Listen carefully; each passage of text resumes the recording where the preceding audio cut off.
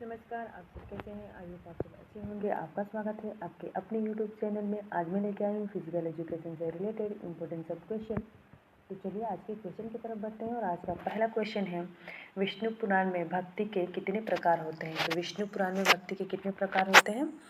विष्णु पुराण में भक्ति के 9 प्रकार होते हैं, यानी ऑप्शन सी सही होगा। अगला क्वेश्चन है, निम्न में से ध्यान के प्रकार हैं। तो निम्न में से ध्यान के कौन कौन से हैं? देखिए, तो ध्यान जो होता है वो 2 प्रकार का होता है, निर्गुण भी होता है और सगुण भी होता है, यानी इसका जो ऑप्शन सी होगा, ए और बी दोनों सही होगा। अगला क्वेश्चन है, पतंजलि के अनुसार ज्ञान का वास्तविक स्रोत है। तो पतंजलि के अनुसार ज्ञान का वास्तविक जो स्रोत है वो होता है आपका आत्मा, यानी ऑप्शन बी सही होगा। अगला क्वेश्चन है, किसे शक्ति चालिनी क्रिया के नाम से भी जाना जाता है? तो शक्ति चालिनी के नाम से किसे जाना जाता है? ऑप्शन दिया हुआ है, इसका मैं राइट आंसर बता देती हूँ। और इसका राइट आंसर होगा ऑप्शन डी, यानी नौली क्रिया को शक्ति चालिनी क्रिया के नाम से भी जाना जाता है। अगला क्वेश्चन है, निम्न में से एकाग्रता को बढ़ाने के निम्न में से कौन से अच्छा योग है? यानी एकाग्रता को बढ़ाने के लिए हम कौन सा योग करेंगे? तो इसका राइट आंसर हो जाएगा, आपको ऑप्शन दिया हुआ है, देख लीजिए और मैं आपको राइट आंसर बता देती हूँ। राइट आंसर होगा ऑप्शन ए, यानी राजयोग। अगला क्वेश्चन है, वह आसन जो खाना खाने के उपरांत भी किया जा सकता है, यानी खाना खाने के बाद हम कौन सा आसन कर सकते हैं? तो इसका जो राइट आंसर होगा वो होगा ऑप्शन डी, वज्रासन जो है हम खाना खाने के बाद भी कर सकते हैं। अगला क्वेश्चन है, वस्ती क्रिया के कितने प्रकार होते हैं? तो वस्ती क्रिया के कितने प्रकार होते हैं? ऑप्शन देख लीजिए और मैं आपको राइट आंसर बता देती हूँ। और राइट आंसर है ऑप्शन ए, यानी 2 प्रकार होते हैं, अनुवासन वस्ती और स्थापन वस्ती। अगला क्वेश्चन है, उपरोक्त में से प्राणायाम का प्रकार नहीं है। तो प्राणायाम का प्रकार कौन सा नहीं है? सूर्यवेदी भी है, प्लावनी भी है, तो यानी अस्तेय, ऑप्शन ए सही होगा। अगला क्वेश्चन है, 21 जून 2023 को कौन सा अंतर्राष्ट्रीय योग दिवस मनाया जाएगा? ऑप्शन दिया हुआ है, चलिए मैं आपको राइट आंसर बताती हूँ। और राइट होगा आपका 9वां, यानी ऑप्शन बी सही होगा। अगला क्वेश्चन है, प्राणायाम के कितने प्रकार हैं? किसके अनुसार? महर्षि पतंजलि के अनुसार। तो प्राणायाम के कितने प्रकार हैं? महर्षि पतंजलि के अनुसार 4 होता है, यानी ऑप्शन सी सही है। अगला क्वेश्चन है, नेति क्रिया किस से संबंधित है? ऑप्शन दिया हुआ है और चलिए मैं आपको बता देती हूँ, राइट आंसर होगा नाक से संबंधित है नेति क्रिया। अगला क्वेश्चन है, समाधि से पहले की अवस्था को क्या कहते हैं? तो समाधि से पहले की अवस्था को क्या कहते हैं? तो क्या होता है?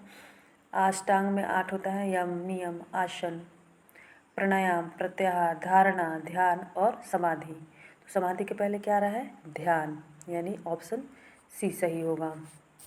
अगला क्वेश्चन है, आसनों का राजा किसे कहा जाता है? आसनों का राजा किसे कहा जाता है? तो आसनों का राजा जो है, हम आसनों का राजा कहते हैं शीर्षासन को, यानी ऑप्शन सी सही होगा। अगला क्वेश्चन है, आसन करने का सबसे अच्छा समय है? तो आसन करने का सबसे अच्छा समय है, वैसे तो माना जाता है सुबह, है ना। सुबह भी अब सबसे बेस्ट टाइमिंग है सुबह का, और शाम का भी। तो इसका जो राइट आंसर हो जाएगा वो ऑप्शन सी होगा, ए और बी दोनों। अगला क्वेश्चन है, पतंजलि योग सूत्र किसने लिखा था? तो पतंजलि योग सूत्र किसने लिखा था? ऑप्शन दिया हुआ है और आपको राइट आंसर हो जाएगा बी, पतंजलि ने, महर्षि पतंजलि ने। अगला क्वेश्चन है, प्राणायाम की अवस्थाएं हैं। सांस को अंदर खींचना, सांस को बाहर निकालना और सांस को रोकना, जिसको हम बोलते हैं पूरक, कुंभक और रेचक, यानी इसका राइट आंसर हो जाएगा ऑप्शन डी, दोनों उपरोक्त सभी होगा। पतंजलि ने योग की कितनी अवस्थाओं का वर्णन किया है? तो कितनी अवस्थाओं का वर्णन किया गया है?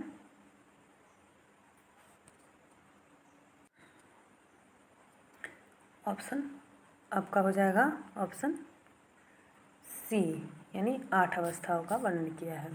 अगला क्वेश्चन है, निम्न में से योग का जन्मदाता देश कौन सा है? इसका राइट आंसर हो जाएगा ऑप्शन ए, भारत है योग का जन्मदाता देश। अगला क्वेश्चन है, योग की आत्मा किसे कहा जाता है? तो योग की जो आत्मा है उस हम प्राणायाम को बोलते हैं। अगला क्वेश्चन है, सांसों पर नियंत्रण करने की क्रिया को क्या कहते हैं? तो सांसों पर नियंत्रण करने की क्रिया को हम प्राणायाम कहते हैं, यानी ऑप्शन बी सही होगा। अगला क्वेश्चन है, ध्यान क्या है? ध्यान जो है वो मन को शांत करता है, ध्यान करने से आत्मा से जुड़ते हैं, है ना। तो कंसंट्रेशन के लिए ध्यान किया जाता है, तो यानी ऑप्शन सी सही होगा। ए और बी दोनों सही हैं। अगला क्वेश्चन है, योग के द्वारा किसे नियंत्रित किया जा सकता है? तो योग के द्वारा हम मन को भी नियंत्रित कर सकते हैं और शरीर को भी, यानी ऑप्शन सी सही होगा।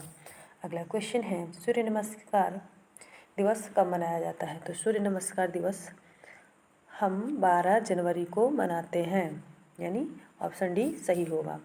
अगला क्वेश्चन है, प्राणायाम का अर्थ है? तो प्राणायाम का अर्थ होगा स्वास्थ्य और शांति, है ना, यानी ऑप्शन बी सही होगा। अगला क्वेश्चन है, योग के 8 अंगों में चौथा अंग कौन सा है? योग के 8 अंगों में यानी अष्टांग जो होता है उसमें चौथा अंग कौन सा आता है? तो अष्टांग योग में कौन कौन सा आता है? यम, नियम, आसन, प्राणायाम, यानी चौथा अंग है आपका प्राणायाम, ऑप्शन सी सही होगा।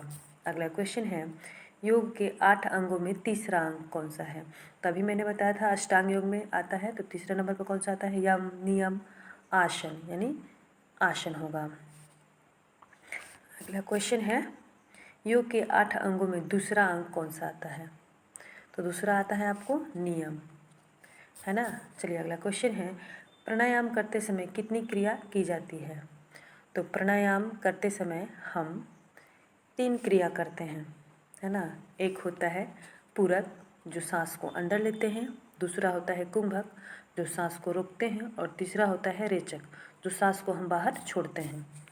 अगला क्वेश्चन है, प्राणायाम में श्वास अंदर लेने की क्रिया को क्या कहते हैं? तो प्राणायाम में श्वास अभी मैं बताई पूरक, कुंभक और रेचक, तो अंदर सांस को अंदर लेने की क्रिया को हम क्या कहते हैं? श्वास के अंदर लेने की क्रिया को हम पूरक कहते हैं, यानी ऑप्शन ए सही होगा। अगला क्वेश्चन है, प्राणायाम राजा किसे कहते हैं? तो प्राणायाम राजा किसे कहते हैं? हम नाड़ी शोधन को कहते हैं, यानी ऑप्शन बी सही होगा। अगला क्वेश्चन है, कपालभाति और प्राणायाम का फ़ायदा क्या है? तो कपालभाति और प्राणायाम का फ़ायदा क्या है? ऑप्शन देखते हैं। ऑप्शन होगा शरीर को शक्ति मिलता है ना, शरीर में शक्ति बढ़ती है, स्ट्रेस और टेंशन जो है वो कम होता है, पेट की चर्बी कम होता है ना, टेंशन फ्री होते हैं। तो इसका जो राइट आंसर होगा वो होगा ऑप्शन डी। अगला क्वेश्चन है, ब्राह्मणी प्राणायाम के द्वारा कौन सी ध्वनि निकाली जाती है? तो जब हम ब्राह्मणी प्राणायाम करते हैं तो कौन सा ध्वनि निकलता है? ब्राह्मणी करते हैं ना, जो ओठ सटा हुआ रहता है, जीभ से निकलता है, यानी ऑप्शन बी सही होगा। हम की आवाज़ें निकलती हैं। अगला क्वेश्चन है, नाड़ी कितने प्रकार की होती है? नाड़ी कितने प्रकार की होती है? तो नाड़ी जो है वो 3 प्रकार की होती है, आदि नाड़ी, मध्य नाड़ी और अतंत नाड़ी। धन्यवाद दोस्तों। अगर आपको वीडियो पसंद आए तो लाइक एंड सब्सक्राइब जरूर करिएगा।